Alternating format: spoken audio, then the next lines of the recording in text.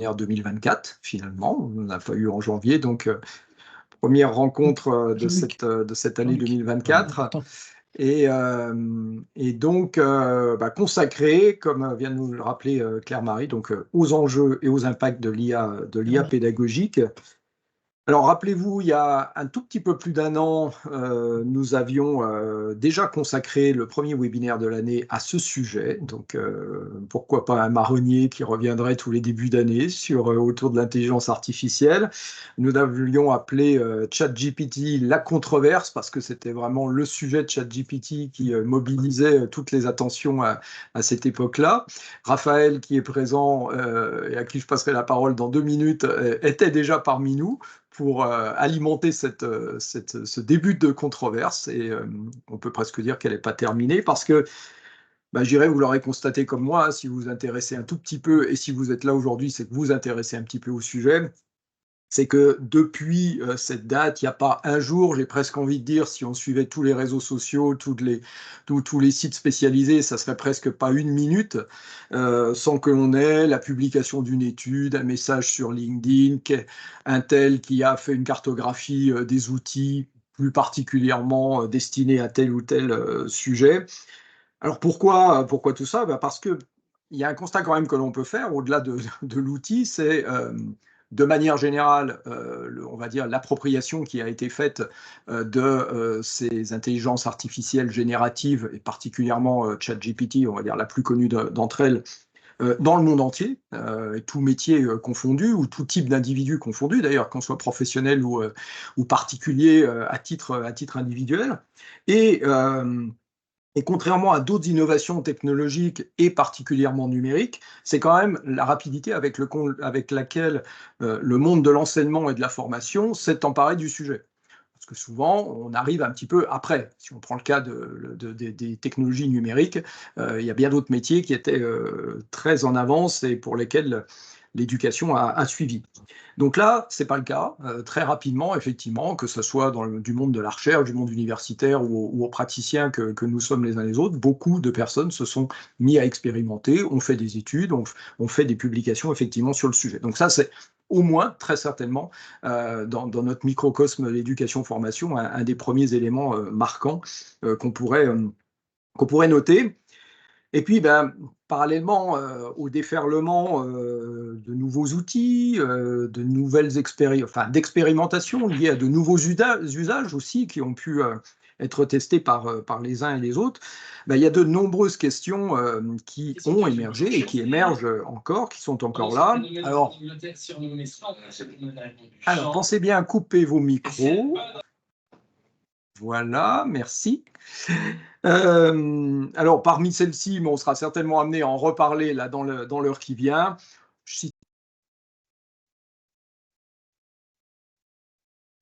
On t'entend plus, Jean-Luc. Je pense que ton micro s'est coupé. Oui. Mon micro s'est coupé. J'avais pas vu. J'ai rien Je voyais fait, qu'on ça faisait s'est fait des tout seul, signes, mais je ne comprenais pas pourquoi. Donc, je parlais du plagiat, des fraudes aux examens, des droits d'auteur, de l'éthique, de la perte de sens. Voilà, on peut aborder toutes ces questions par la priorité que l'on veut. Dans tous les cas, il y a autant d'éléments, on va dire, d'intérêt à expérimenter et à voir quels sont les enjeux, effectivement, de ces outils, qu'à se poser, effectivement, des questions en termes d'impact. Et c'est ce que l'on se propose, effectivement, de faire aujourd'hui avec vous. En premier lieu, avec donc notre intervenant, Raphaël Grasset, que je laisserai se présenter tout à l'heure, hein, mais vous avez ses fonctions principales. Et puis, qui ont eu la gentillesse de nous rejoindre malgré leur emploi du temps ou malgré qu'elles soient en vacances, donc avec nous en tant que témoins. L'idée était d'avoir aussi, parce qu'elles sont sur le terrain, non pas que Raphaël ne le soit pas, hein, mais excuse-moi Raphaël, mais parce qu'effectivement elles ont une autre forme d'expérience dans leur quotidien. Donc Sarah Perrier, donc, qui est responsable de Fiminov, et puis donc Marie Jay, qui est à la fois dans une cellule d'innovation pédagogique et qui est elle-même étudiante aussi. Et puis Sarah, qui a aussi un pied dans l'université, puisqu'elle est doctorante. Donc voilà, donc elles ont cette double casquette, comme on a l'habitude de dire. qui, j'en n'en doute pas, nous apportera aussi un éclairage supplémentaire ou nous apportera peut-être des questions aussi nouvelles et supplémentaires. Voilà, je vais passer tout de suite la parole à Raphaël, qui va nous amener peut-être pas des réponses, peut-être des questions aussi, mais tu voulais dans tous les cas nous aider à réfléchir aux enjeux, à ces questions d'enjeux et d'impact de l'IA en pédagogie. À toi, Effectivement. Raphaël. Merci Jean-Luc. C'est bon, vous m'entendez bien? Très bien. Ok, super. Donc effectivement, moi, c'est pas trop ma manière de faire, d'apporter des réponses. Je vais plutôt vous apporter des questions, c'est clair. Plutôt essayer de vous apporter aussi une manière de réfléchir à toutes ces problématiques-là avec un peu de recul. Donc très rapidement, Raphaël Grasset, donc moi je suis chercheur en sciences cognitives rattaché à l'Université de Nanterre en formation pour adultes et j'ai fondé Trendy il y a un peu plus de 3 ans, qui est une société d'innovation pédagogique. Et pour passer à l'intérieur dessus, je vous laisserai aller sur notre site si vous voulez en savoir plus. J'ai qu'une demi-heure apparemment, Jean-Luc, hein, c'est bien ça, on est d'accord, hein? Ok, très bien. Donc je vais parler vite. Il va falloir rester concentré et je vais peut-être squeezer quelques parties. L'idée de cette présentation, c'est de réfléchir un peu à l'IA et d'obtenir un cadre de réflexion de comment on peut utiliser les IA pédagogiques, et vous allez comprendre pourquoi je le mets au pluriel au fur et à mesure. Donc on a une première partie un petit peu sur justement avoir une approche un peu fonctionnelle des IA pédagogiques et ensuite voir l'impact que ça a sur les acteurs que sont à la fois l'apprenant et le formateur. On laissera le savoir de côté pour cette fois-ci. Donc comme je vous disais, l'approche fonctionnelle des IA pédagogiques. Pour ceux qui connaissent le triangle pédagogique de Husserl, ça remonte un petit peu, hein, 1986, mais c'est assez intéressant parce que c'est un triangle qui met en relation les 3 acteurs principaux dans toute situation pédagogique: l'apprenant, le formateur et le savoir. Et donc ces différents acteurs ont des relations entre eux, des relations fonctionnelles. La relation entre le formateur et le savoir, c'est ce qu'on appelle la didactique. Comment on va formater une partie du savoir pour l'apporter à un apprenant. Donc on va avoir de la didactique du sport, de la musique, des mathématiques, c'est des formatages différents. La pédagogie, vous connaissez à peu près tous, comment le formateur va prendre soin de l'apprenant, comment il va l'accompagner, comment il va gérer la progression pédagogique, comment il va gérer un groupe, etc. Et enfin, la mathétique, c'est-à-dire la relation directe entre l'apprenant et le savoir, toutes les stratégies cognitives et métacognitives que l'apprenant va mettre en place pour accéder au savoir. Et donc déjà, ça nous montre que dans une situation pédagogique, il y a plusieurs approches fonctionnelles, et en fait, il en est de même des IA, et je trouve que c'est intéressant d'aborder en fait les différents types d'IA qu'on peut mettre en place au travers de ce framework, de ce paradigme. Donc déjà, pour commencer, au niveau didactique, au niveau de la conception, ça c'est quelque chose qu'on voit beaucoup aujourd'hui, tout ce qui est lié à la curation des données. Par exemple, vous pouvez utiliser des modèles pour lui demander de vous renvoyer des matériaux pertinents par rapport à vos sujets, ou alors de générer des exercices. Donc ça a beaucoup été utilisé. C'est vraiment la fonctionnalité de base aujourd'hui des chats GPT et autres pour créer des parcours pédagogiques, des choses comme ça, d'un point de vue très basique.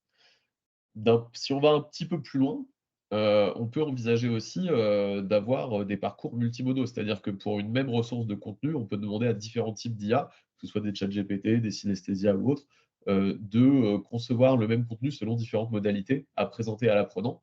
Et au-delà de l'ingénierie multimodale, ça va être ensuite de la personnalisation de parcours, en fait, de dire tel apprenant va avoir tel niveau de compétences et telle typologie, tel style, tel profil d'apprenant. Et en combinant les deux, on va pouvoir lui proposer un ensemble de ressources qui vont être adaptées par IA sur la base d'un contenu unique, en fait. Donc ça, aujourd'hui, on n'y est pas encore tout à fait, mais on a de plus en plus les outils pour le faire. Je vous ai mis des exemples de modèles qui existent, mais j'en parle pas trop parce que certains de ces modèles sont dépassés au bout de 3 mois. Donc ce qui est plus important, c'est d'avoir le métamodèle qui permet de réfléchir à tout ça, plutôt que de se focuser sur un exemple en particulier. Donc ça, c'est pour la didactique. Comment l'IA va nous aider à concevoir des matériaux pédagogiques. En termes de fonction pédagogique, on peut parler de support. C'est vraiment pour accompagner le formateur ou l'enseignant pour l'aider à gérer en général, pour les enseignants, des classes de 30 élèves. Pour les formateurs, ils n'ont souvent pas beaucoup de temps non plus à gérer ça. Donc là, qu'est-ce que ça peut faire? L'IA, ça peut entre autres servir de remédiation cognitive, très bien faite dans le Canlingo de la Khan Academy, qui est le chatbot de la Khan Academy, qui aide l'apprenant à comprendre quelles sont ses erreurs, et ce, de manière très individualisée. Pareil, ça peut aussi individualiser l'évaluation. Donc là, si vous connaissez Duolingo pour l'apprentissage des langues, ils sont très très bons aussi dans ce genre de modèle de savoir exactement qu'est-ce que je sais à quel moment et qu'est-ce que je risque d'oublier. Et puis pour l'animation, la première fois que j'ai fait cette conférence il y a quelques mois, je parlais d'une IA chinoise qui était utilisée dans le marketing où en fait des influenceurs allaient se faire filmer pendant quelques heures pour être modélisés et pour ensuite animer H24 des chaînes de télévision pour vendre des produits. Et donc j'avais dit, ça va arriver dans l'éducation d'ici 1 ou 2 ans. Et donc la semaine dernière sur YouTube, je suis tombé sur une vidéo qui n'est pas une IA dédiée à la pédagogie, hein, mais qui dans l'exemple que je vais vous montrer, fait exactement ça. Donc ça s'appelle Call Annie. Vous pouvez l'essayer. Ça se vend comme un compagnon IA sympathique. Mais là, dans cet exemple, on va voir un petit élève qui a une interaction. Donc c'est un petit Chinois qui apprend l'anglais avec ça. Could you please clarify? It's a woman with a fan that can put out a fire. Do you know that? Donc au I'm début, sorry, l'IA galère but un I'm peu. not sure what you're referring to. Can you provide more context or information about the woman with a fan who can put out fires? His husband is the Bull Demon King, who used to be Sun Wukong's friend. And his son is Red Boy.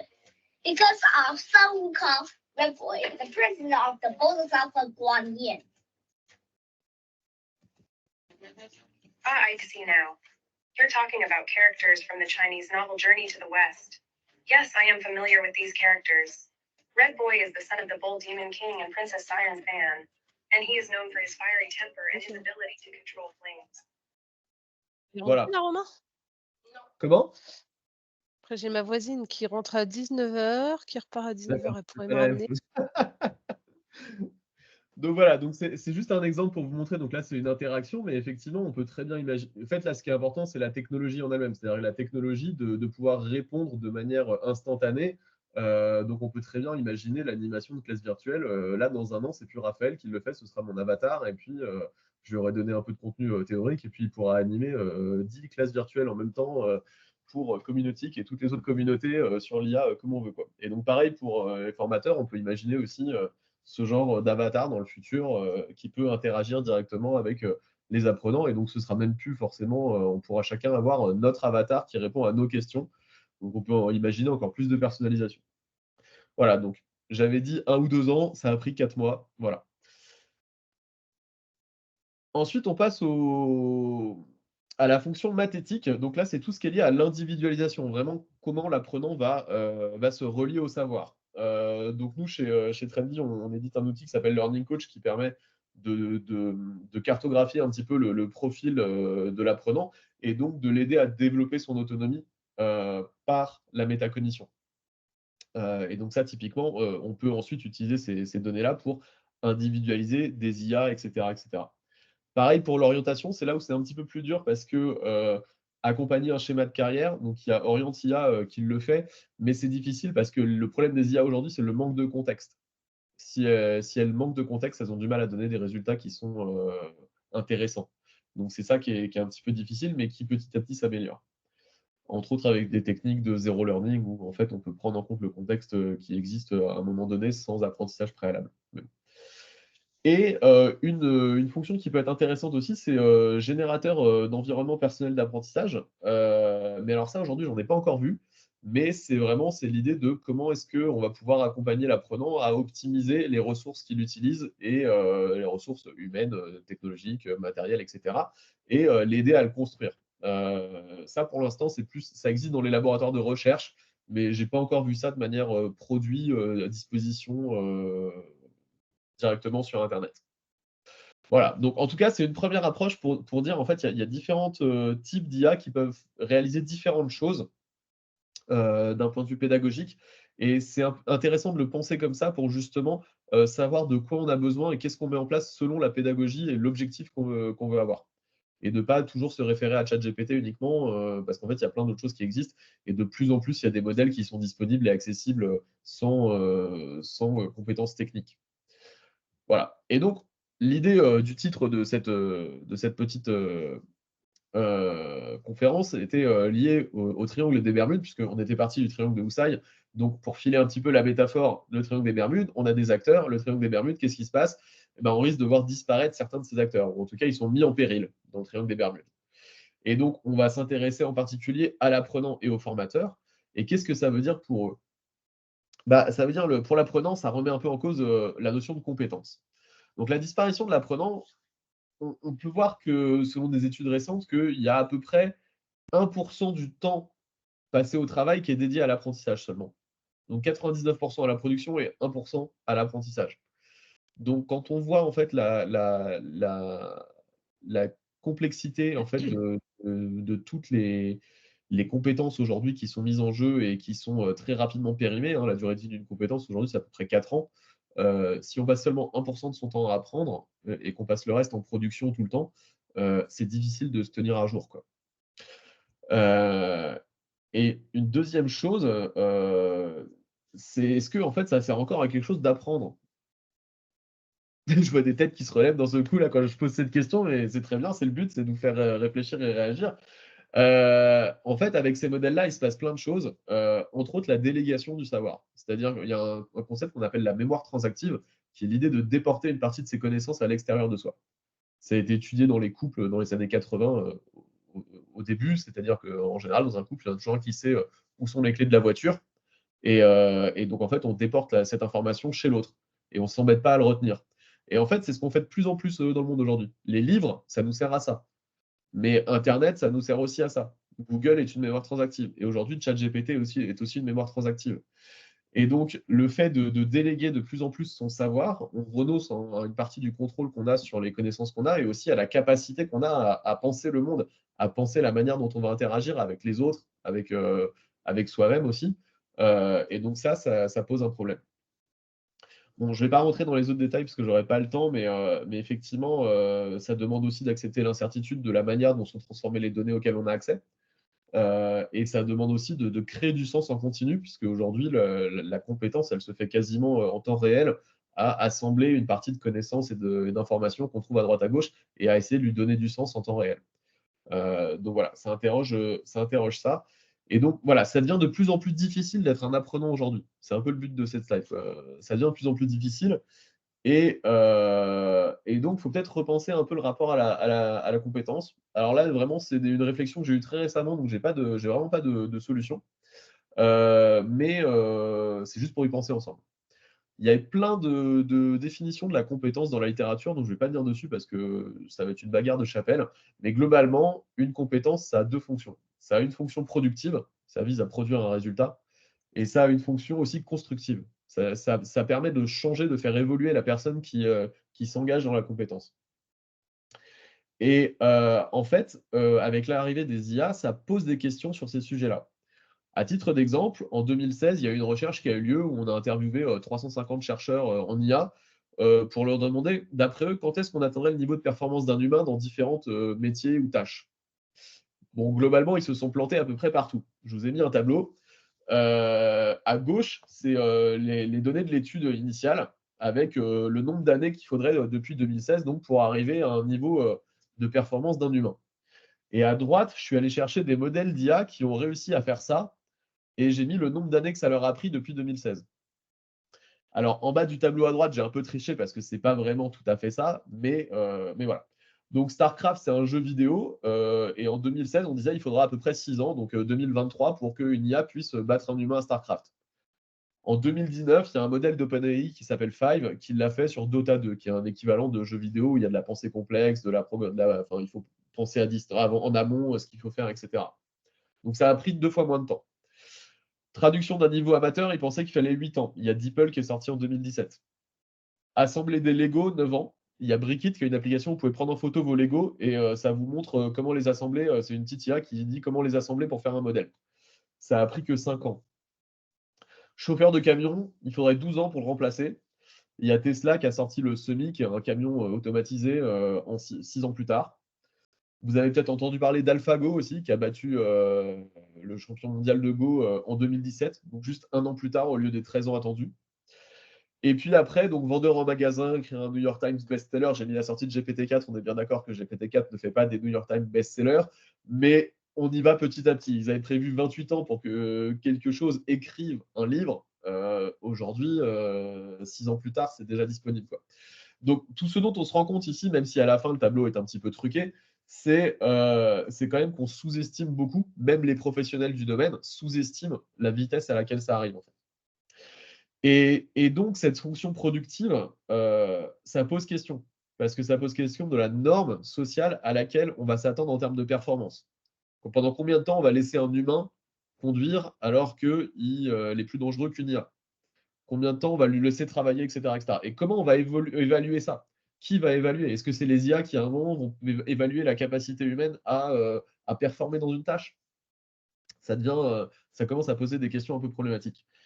Et au final, si l'être humain est désarmé et on lui enlève sa compétence, ça va aussi lui enlever cette fonction constructive qui l'aide à penser, à se réinventer au fur et à mesure qu'il exerce sa compétence.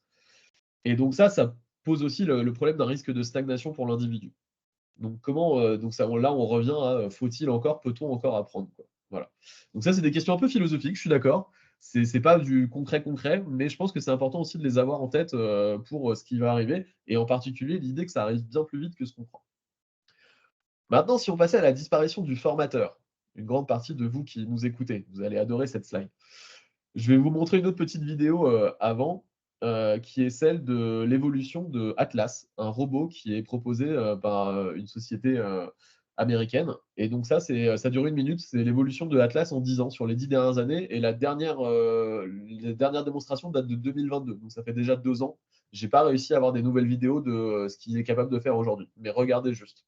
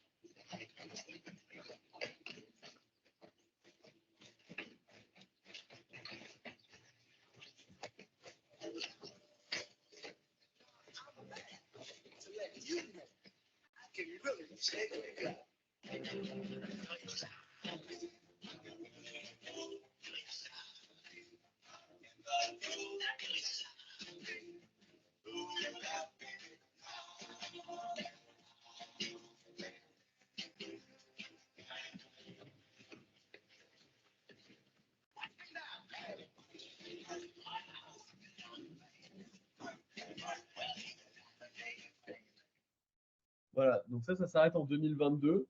En 2023, il escaladait un échafaudage pour apporter ses outils à un ouvrier. Et puis là, on attend la vidéo de 2024 pour montrer comment ils ont encore évolué cette année. Donc, Atlas, ça vaut 150 000 $.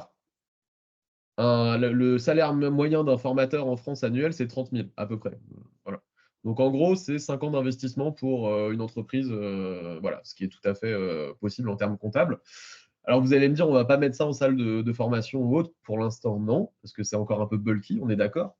Mais il y a beaucoup d'entreprises qui travaillent aussi aujourd'hui sur tout ce qui est lié à la robotique émotionnelle et à l'IA émotionnelle, donc aussi pour rendre en fait les choses plus acceptables.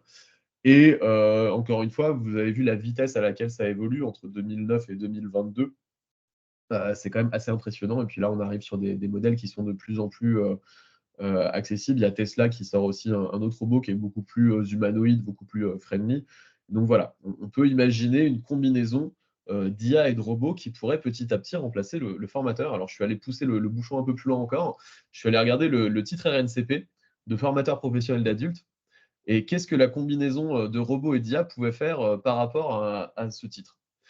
Donc, la première partie, concevoir et préparer une formation. Alors, élaborer la progression pédagogique d'une formation, ça on l'a déjà vu tout à l'heure dans la fonction didactique avec la conception, c'est tout à fait possible.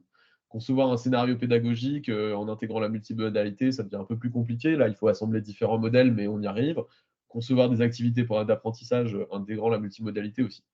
Donc ça, concevoir et préparer, globalement, d'ici la fin de l'année, c'est tout au vert, quoi. Animer une formation et évaluer les acquis. Donc, animer une formation et faciliter les apprentissages selon différentes modalités. Donc ça, si on imagine que c'est en présentiel, c'est là où l'aspect robotique et tout est nécessaire. Donc pour l'instant, on n'y est pas encore.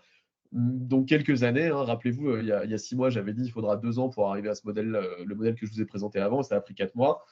Voilà.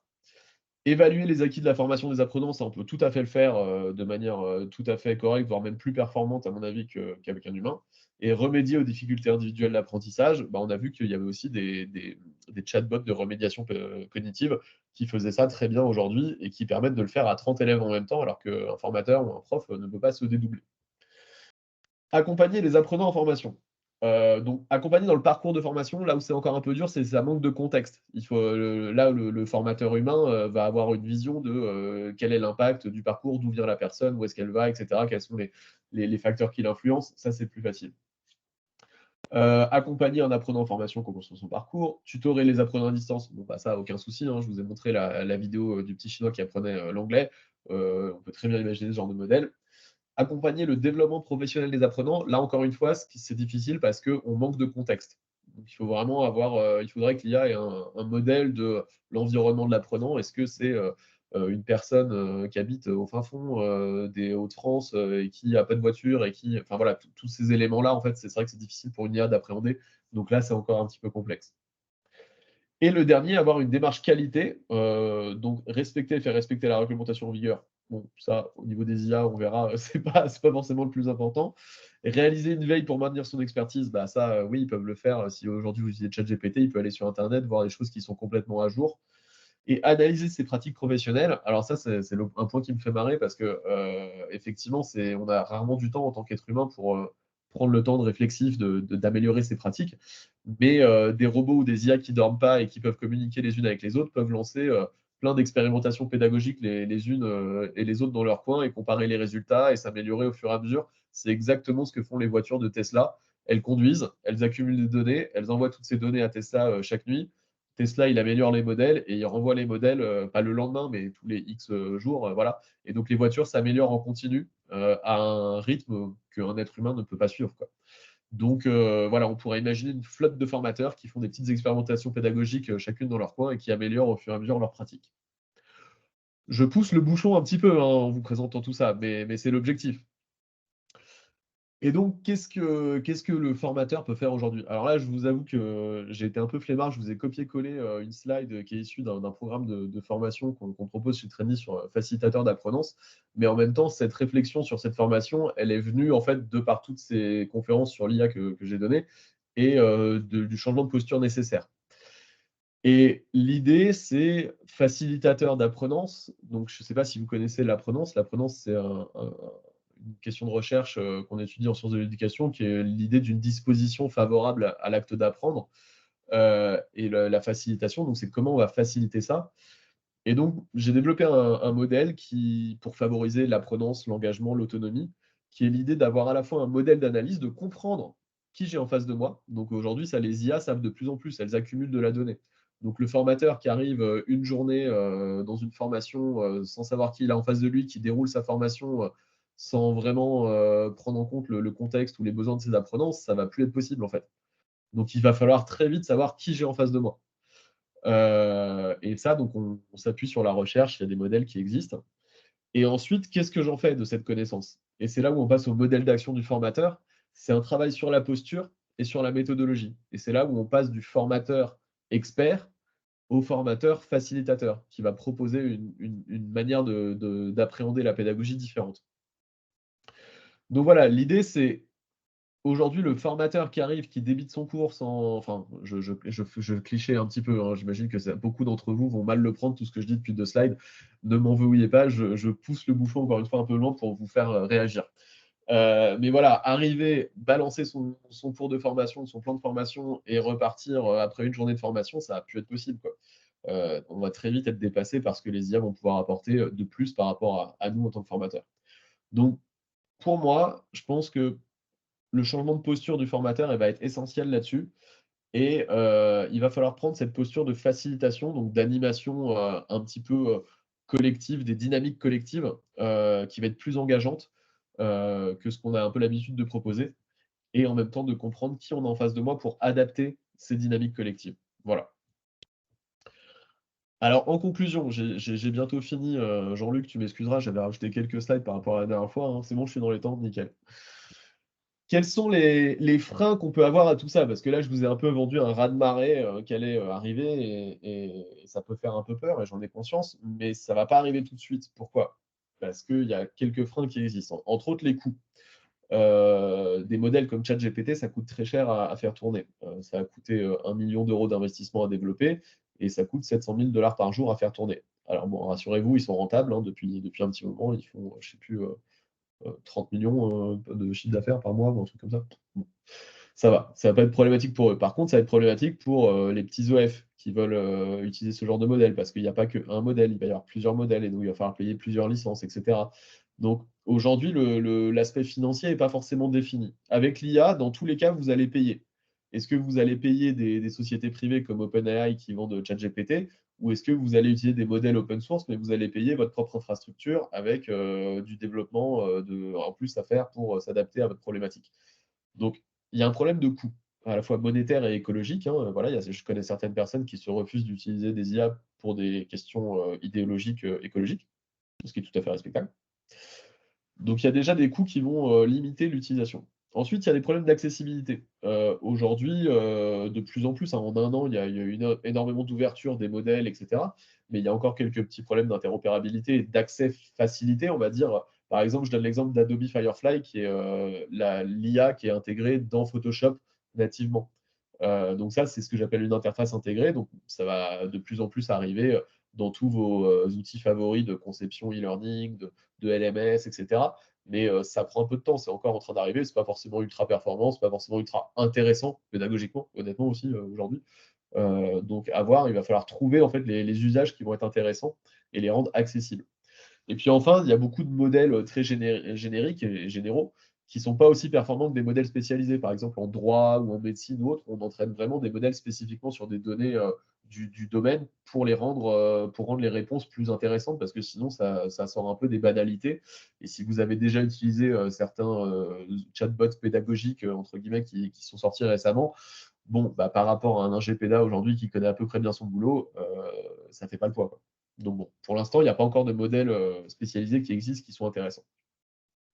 Il y a des biais de règlement, enfin, il y a des limites de réglementation aussi, d'éthique, de RGPD, etc. Donc souvent, ce que je dis, c'est que bon, en Chine, l'éthique, ils s'en fichent un peu, donc ils avancent. Aux États-Unis, ils disent qu'ils s'y intéressent, mais en réalité, vu le business qu'il y a derrière, ça passe un peu en priorité niveau business. Et il n'y a qu'un peu en Europe où on est encore un peu à se poser des questions comme ça.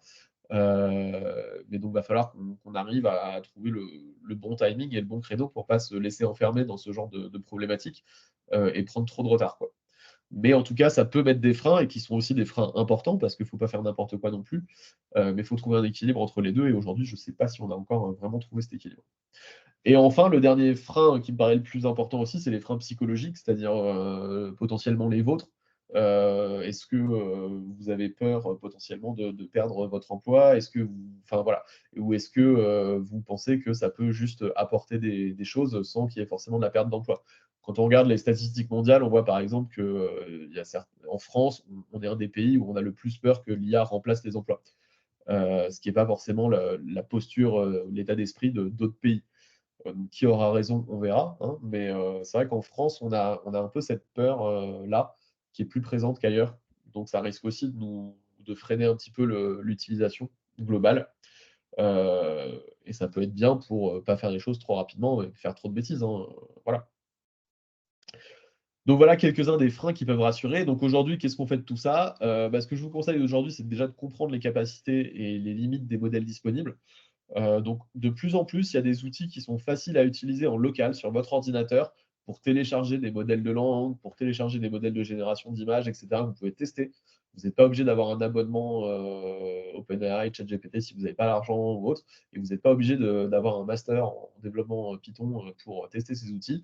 Il y a de plus en plus de choses open source qui existent. J'essaierai de les mettre dans le chat tout à l'heure quand les autres parleront, et ça vous donnera des outils pour tester vous-même et aller voir ce que ça donne. Ne pas adopter les IA dans une optique de rentabilité financière uniquement. En début d'année dernière, je discutais avec un client public, d'un acteur public, qui disait nous, les IA, jamais. 6 mois plus tard, hop, il faisait des formations, il crée des formations avec ChatGPT parce qu'ils n'avaient pas de formateur sous la main, ils n'avaient pas le budget, ils avaient machin et tout. Donc, il y avait toujours une excuse. Finalement, ça les arrangeait bien. Alors, l'année dernière, ils faisaient encore relire à des formateurs ce que ChatGPT générait comme cours. Mais on verra combien de temps ça dure. Ce genre de pratique, retenez-vous peut-être un petit peu si vous pouvez. Parce que justement, c'est un peu le troisième point, c'est-à-dire que aujourd'hui, toutes ces IA qui sont proposées et qui sont proposées aussi de plus en plus de manière intégrée dans des logiciels pédagogiques, enfin dire de génération de e-learning ou autres, sont pas forcément pensés par des gens qui pensent l'éducation comme une philosophie pédagogique, c'est vraiment plus une philosophie marketing et commerciale. Et donc aujourd'hui, c'est à nous, les formateurs, les ingénieurs pédagogiques, les responsables de formation, de penser vraiment ces usages d'IA dans un paysage de l'apprenance, donc qui prend en compte les dispositions à apprendre des individus. Voilà, je vous laisserai là-dessus. J'espère que j'ai tenu le timing. J'ai un peu pressé, j'ai pas l'heure devant moi là, donc je. Non, c'est parfait au niveau timing, je te rassure, Ah, Raphaël. 30 minutes, parfait. Ouais. Non, mais merci. Et alors effectivement, ça fait beaucoup de choses que tu nous as proposées à la réflexion, en même temps nous amener des choses et nous amener à nous poser des questions sur bon nombre de points. On est tous pareils, on reprendra et on fera au ralenti avec la pause stop de temps en temps pour se poser des questions à chaque fois que tu nous y invites. Mais du coup, ce que je propose, c'est qu'on soit maintenant dans une forme d'échange avec vous tous qui nous avez rejoints, et puis en premier lieu avec nos deux témoins. Puisque tu as commencé par les apprenants et ce qu'il faut encore apprendre, on va peut-être poser la question à Marie, du coup, qui elle est encore étudiante. Et qu'est-ce qu'on se dit depuis un an, quand on est étudiant en plus, donc en master technologie pour l'éducation et la formation, est-ce qu'on a intégré? Est-ce que autour de toi, tes amis et collègues ont aussi intégré ça? Est-ce que les enseignements l'ont intégré? Et puis comment on le vit en tant qu'apprenant? Oui, et dans ma classe, on l'utilise énormément, on l'utilise tous, mais de manière différente. Alors, je vais pas parler pour mes camarades, dans un premier temps, je vais un petit peu lister, la façon dont moi je peux l'utiliser en cours. Par exemple, en tant qu'assistant d'apprentissage, pour amorcer des nouveaux concepts, des choses qui sont mal comprises. Dans ce cas-là, je vais questionner l'intelligence artificielle pour me faciliter un peu l'accès avant de commencer à faire des lectures ou peut-être vérifier que j'ai bien compris, comparer des choses différentes. Aussi pour chercher des ressources documentaires et puis pour reformuler aussi un petit peu mes productions écrites. Ça va être plus pour assistant à la production. Et puis c'est arrivé aussi pour générer des images pour des présentations ou même générer des présentations entières. Heu, dans dans la classe, ça a posé quelques soucis cette année parce que justement, en fait, au niveau de l'équipe pédagogique, il y avait pas forcément de positionnement clair sur est-ce qu'on peut l'utiliser ou pas? Est-ce que c'est considéré comme de la triche ou pas? Et finalement, sur certaines unités d'enseignement, c'était considéré comme de la triche. Et donc il y a une partie des apprenants qui ont respecté l'idée de jouer le jeu, et d'autres qui se sont dit: «Bah non, j'ai cet outil à disposition, je l'utilise». Et ce qui a posé des questions un petit peu après sur la notation et sur le rapport aux notes finalement, parce que des personnes qui l'avaient beaucoup utilisé avaient pu avoir des bons résultats par rapport à des personnes qui avaient joué le jeu. Et donc on se pose la question, de pourquoi on est là, quelle note, quelle est la valeur de la note? Pourquoi on est en formation? Est-ce que c'est pour avoir les meilleures notes, ou est-ce que c'est pour se transformer finalement via la formation? Je ne sais pas si ça répond Ah, à oui, oui, la oui, et question du ou coup, pas enfin, je trop? trouve, Raphaël, ça fait le lien avec ta dernière diapo sur l'acceptabilité et qu'est-ce qu'on est prêt effectivement à accepter, non? Oui, oui, tout à fait. Je vais laisser la parole aux autres parce que j'ai beaucoup parlé, donc je le temps. Ok. Sarah, donc Sarah, je vais te laisser te présenter, bien qu'il y ait beaucoup de gens, j'imagine, là ici qui te connaissent, qui t'aient déjà croisé, mais nous rappeler effectivement tes deux casquettes dont je parlais tout à l'heure. Oui, rebonjour tout le monde. En effet, il y a quelques noms que j'ai déjà croisés. Je suis Sarah Perrier, je suis responsable d'un service qui s'appelle Fiminov au FIM CCI Formation Normandie. Donc, on a un OF qui est principalement quand même une grosse activité sur l'apprentissage. Et donc, moi, je suis pilote du service qui s'occupe de tout ce qui est pédagogie et numérique. Et le FIM, avec le soutien de la région, finance aussi une thèse en sciences de l'éducation et de la formation. Donc là, je suis en 3e année, donc je commence à avoir quelques résultats qui arrivent. Et du coup, je voulais remercier Raphaël parce que je trouve ça hyper intéressant ce qui a été présenté et ça m'a amené plein de trucs d'un coup. Je vous dis un peu ce qui m'est arrivé. En fait, je trouve ça bien d'avoir quelqu'un qui nous emmène aussi loin dans ce qui est possible.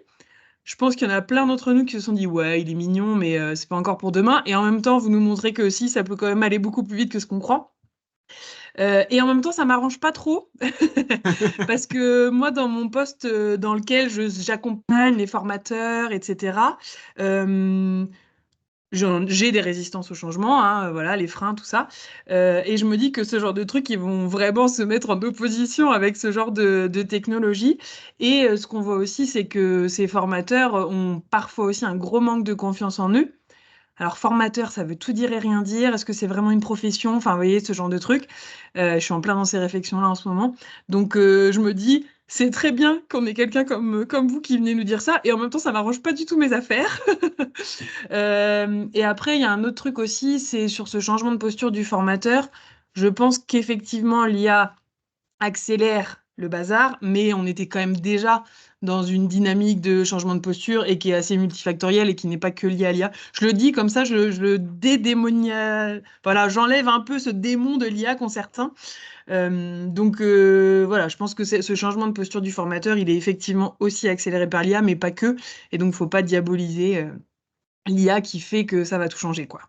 Est-ce que tu as le sentiment, parmi tes collègues formateurs, que là où, comme tu le dis, bon, soit il y a déjà des changements de posture, si on pointe spécifiquement le numérique, on a des changements de pratique, on a une venue ou une intégration, on va dire quand même si elle n'est pas démentielle, on va dire que le numérique trouve sa place petit à petit parmi les pratiques à différents niveaux chez les formateurs.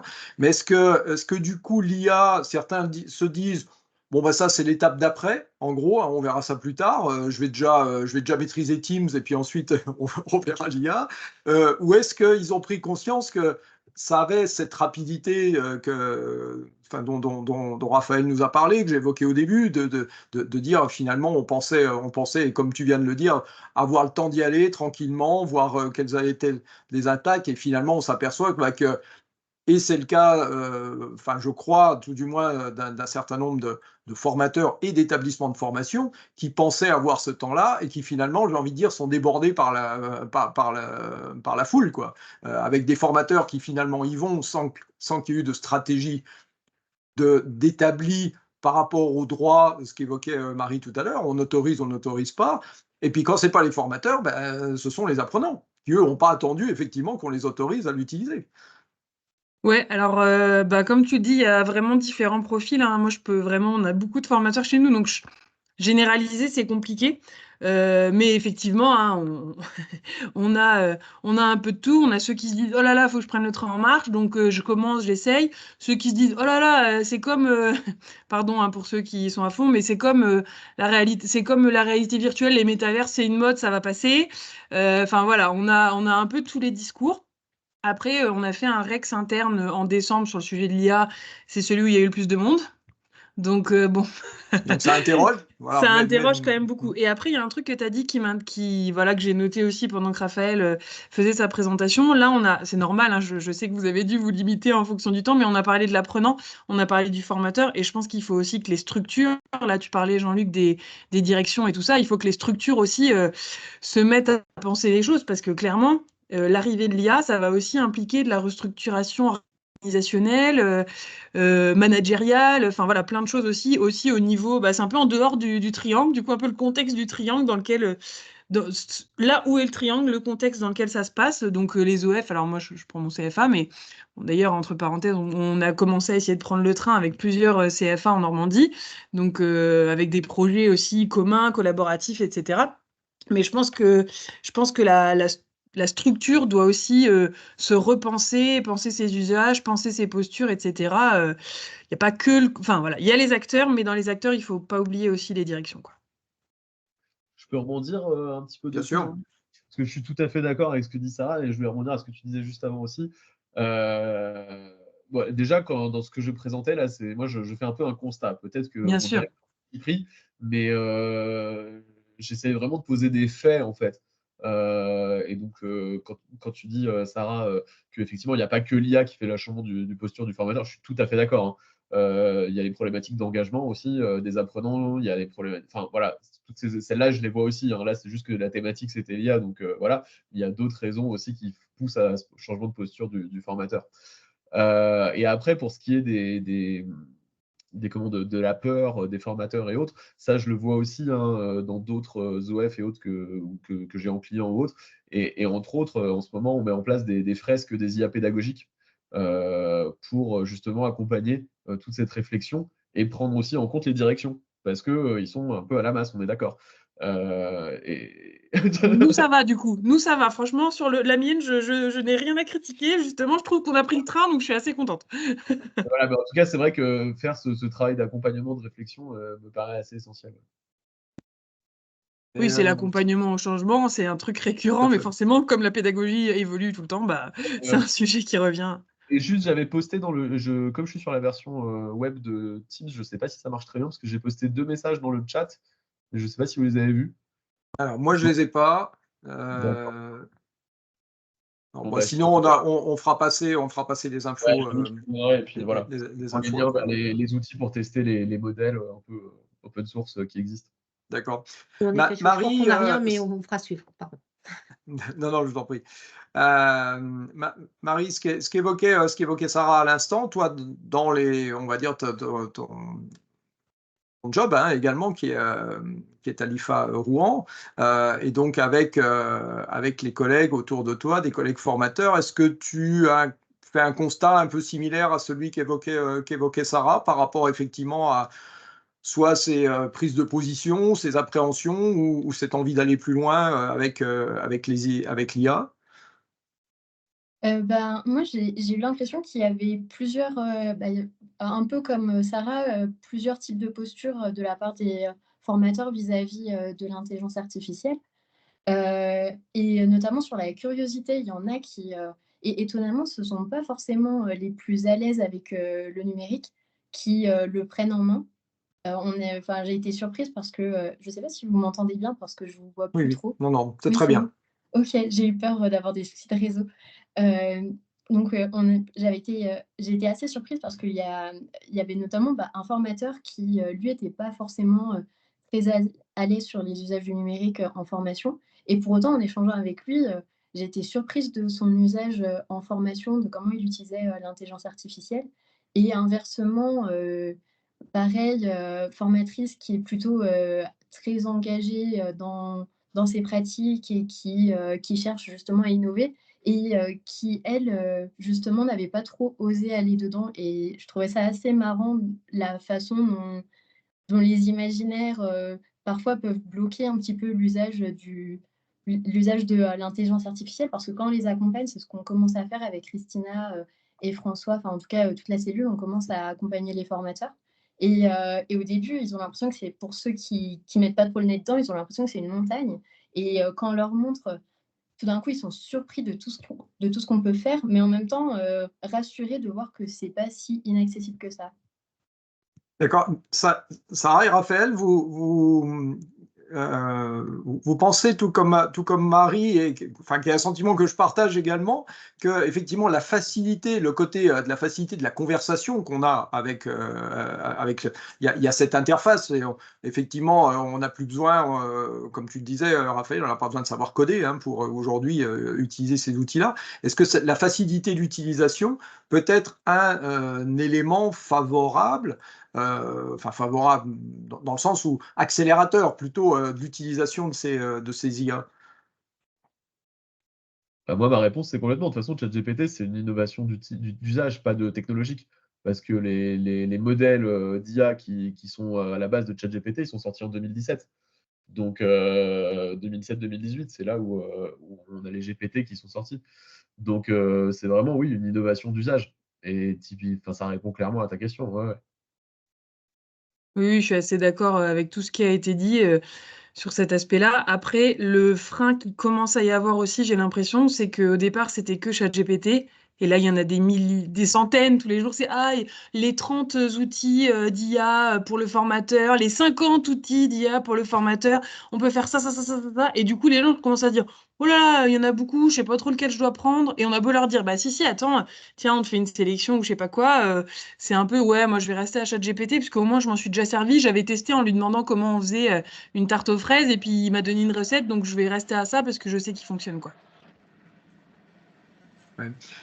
Comment est-ce que, on a parlé des formateurs, est-ce que vous avez constaté des usages ou des questions ou des non-usages du côté des apprenants? Qu'est-ce qui vous remonte?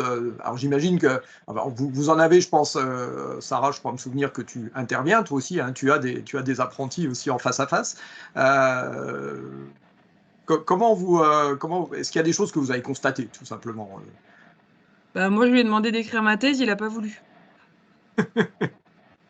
Non, oui, oui, alors après, chez les apprenants, parfois, de toute façon, on va pas se mentir, ils savent tous que ça existe, ils s'en servent tous plus ou moins. Comme disait Marie, ça peut même générer quelques tensions dans les groupes. Après, moi, j'ai déjà sur une copie écrit merci ChatGPT, et l'apprenti vient me voir, il me dit bah, comment vous savez? Bah, en fait, je m'en sers, et puis j'ai bien vu que le style avait bougé d'une phrase à l'autre. Enfin, voilà, et il y a plein de petits trucs comme ça. Et je pense que là, avec l'usage de l'apprenant est encore complètement en construction, puisque eux, ils tâtonnent, le formateur en face tâtonne de sa réaction, de ce qu'il va en faire. On a aussi des formateurs qui disent c'est interdit ChatGPT, surtout pas. Enfin, et d'autres qui disent bah si, servez-vous-en, on va s'en servir pour développer l'esprit critique et tout.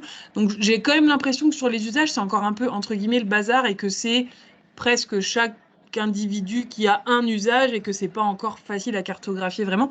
Mais je ne suis pas du tout spécialiste de la question, donc là c'est vraiment qu'un ressenti de terrain. Est-ce que vous avez le sentiment du coup que c'est un peu comme des combats qu'on a connus, on autorise la calculatrice ou pas, on autorise on autorise ses notes pour faire l'interro ou pas, on est un peu là-dessus. L'accès à Internet, on soumet à une production un travail à faire, et puis du coup, on autorise d'aller chercher des informations sur Internet ou pas, où on doit tout avoir en mémoire. Est-ce que c'est un peu ce même niveau de réflexion ou de combat, entre guillemets, ou c'est différent finalement? Raphaël, Au Rex ouais. interne qu'on a fait, il y a il y a un collaborateur qui nous a dit oh ben moi je me souvenais au début, hein, il y avait pas le droit de se servir d'Internet. Hein. Donc je pense que c'est un peu dans dans la même mouvance.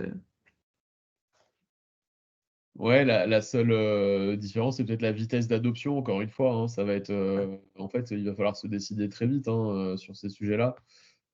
Après, ça dépend aussi des métiers et autres. Hein. Je vois par exemple, là dans mon laboratoire de recherche, il y a aussi le directeur de l'innovation pédagogique à l'école des Gobelins. Et donc, toutes ces écoles-là qui sont spécialisées par exemple sur l'image ou sur voilà, tout ce qui est artistique et tout, aujourd'hui, ça pose quand même des grosses problématiques de droit d'auteur, de choses comme ça. Donc, si c'est juste pour répondre à une évaluation écrite, bon, ça aujourd'hui, ça pose plus trop de problèmes, mais tout ce qui est lié à l'image, ça pose encore pas mal de soucis. Et donc, aujourd'hui, la meilleure option pour sortir de ça, en fait, c'est pas d'évaluer le résultat, c'est d'évaluer le processus que l'élève ou l'apprenant met en place pour justement fournir sa réponse, qu'elle soit ou pas améliorée ou entièrement faite par ChatGPT. Mais par contre, ça demande quand même un changement de fond assez important sur évaluer le processus et pas le contenu, quoi. Et ça demande un travail que tout le monde n'a pas le temps ou les ressources de faire quand on gère 50 titres ou autre. Enfin voilà, mais voilà. Donc, mais ça, c'est une des pistes à creuser pour aller là-dessus. Et dans ce cas-là, après, on autorise tout et c'est pas un souci, quoi. Jean-Luc, je suis désolée, il faut que je vous laisse parce que j'enchaîne. J'écouterai la fin en replay, c'était très, très intéressant Merci ces échanges. beaucoup, Sarah, Merci beaucoup. d'avoir pu te libérer pour être avec nous. À bientôt.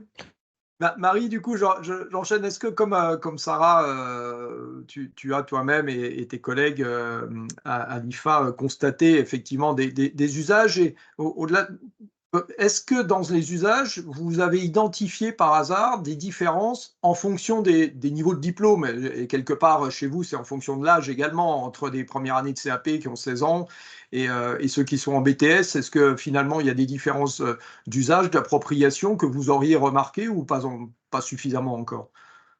Alors, j'ai pas pu échanger avec assez de formateurs pour pouvoir avoir ce recul par rapport au niveau. Et ça, peut-être que Christina pourra, si elle est présente, répondre à cette question-là. Mais par contre, il y a quelque chose que j'ai remarqué et que j'ai trouvé super intéressant, c'est dans nos formations pour les CAP, il y a un chef-d'œuvre, il y a une épreuve qui s'appelle le chef-d'œuvre, et ils ont une production écrite.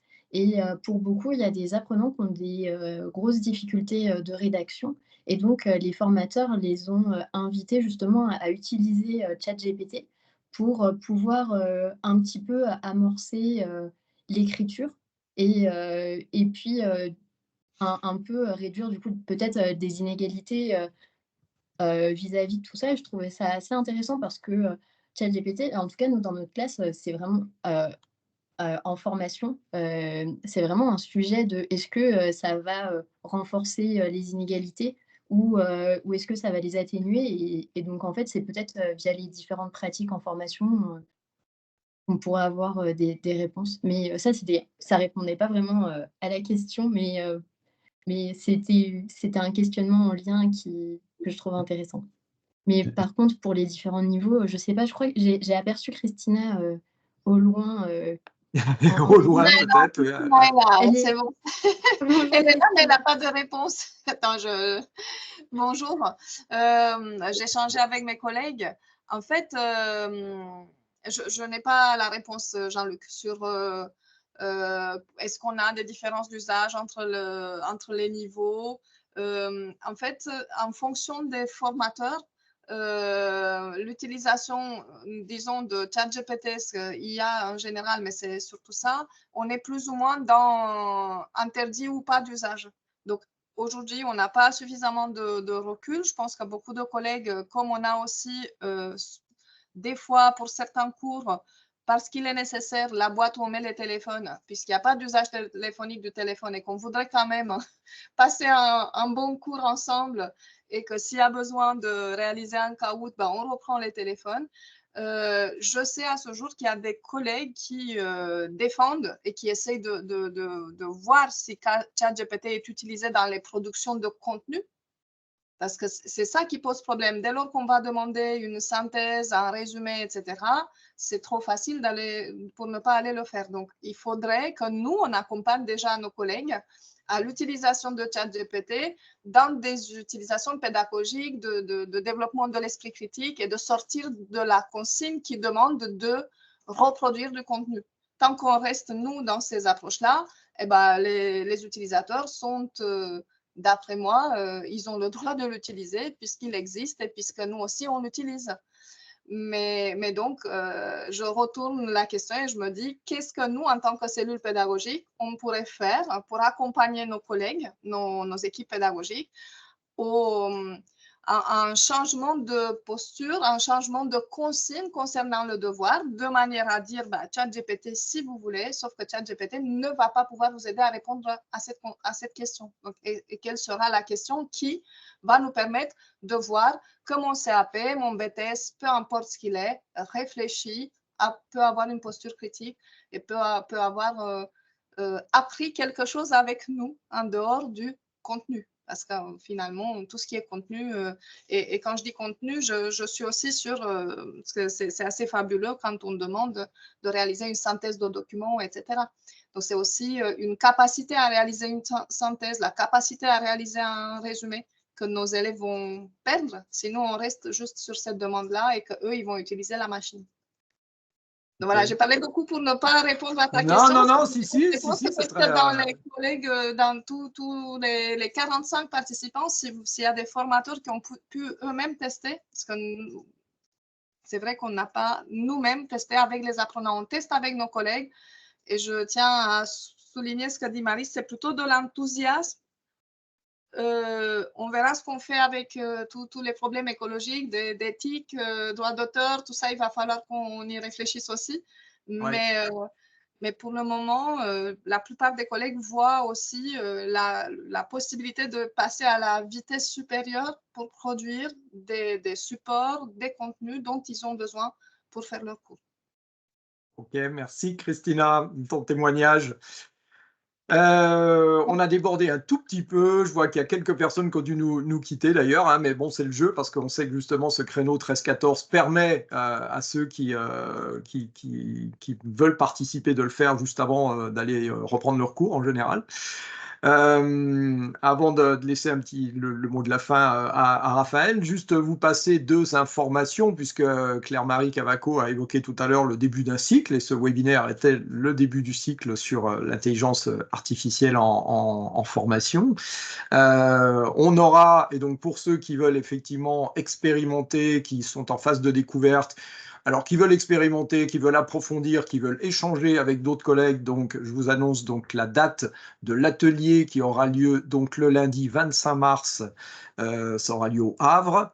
Donc un atelier sur toute la journée que nous animerons et qui abordera, on va dire, les deux aspects, si on peut appeler ça comme ça, comment l'utiliser en tant que formateur pour ses tâches de formateur et comment imaginer des activités pédagogiques pour les apprenants, s'appuyant effectivement sur des usages de l'IA. Donc un atelier très, très pratique, hein, donc permettant à la fois de découvrir, d'expérimenter, de produire et d'échanger et de commencer à prendre ce regard, cette posture un peu critique, hein, qu'évoquait Christina à l'instant et qui a été évoquée tout ce début d'après-midi, qui nous servira lors du troisième temps de ce cycle, dont la date n'est pas complètement arrêtée, mais dont je peux à peu près vous donner le titre ou tout du moins l'esprit, puisqu'il s'agira d'animer collectivement quelque chose qu'on appellera le tribunal de l'IA, et de façon on essaiera de confronter des points de vue. On avait fait la controverse l'année passée. Là, on sera vraiment dans une logique, ceux qui défendent, ceux qui sont pour et ceux qui sont critiques ou qui ont des choses on va dire, à faire valoir qui n'iraient pas complètement dans le sens d'une utilisation les yeux fermés. Et donc, ça sera sous une forme d'animation un peu différente qu'on vous proposera au mois de mai, très certainement début mai. On vous reviendra vers vous pour donner plus d'infos. Je remercie Marie d'avoir pris de son temps sur ses congés depuis l'étranger pour être avec nous. Merci beaucoup. Raphaël, un petit mot pour conclure, et puis on se quittera sur ces mots-là. Et on vous remercie de votre participation à tous. Eh ben, allez à l'atelier proposé par Jean-Luc, parce qu'il me revient un chiffre d'une étude de Harvard qui est sortie récemment qui montrait que les utilisateurs d'IA étaient globalement 40% moins créatifs que ceux qui ne les utilisaient pas.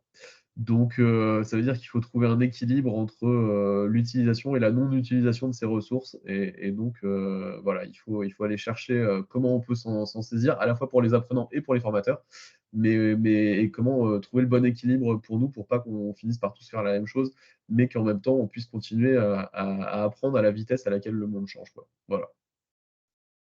Très bien. Eh bien, merci pour ces derniers mots. Merci à toutes et à tous pour votre participation. Et puis, donc, vous retrouverez l'enregistrement du webinaire très prochainement, effectivement, sur le site de Communautique. Et donc, on espère vous rencontrer nombreux le 25 mars et sur les étapes d'après. Bonne fin d'après-midi à tous. Et puis, bonnes vacances pour certains qui seront bientôt en vacances en Normandie. Bonne fin de journée.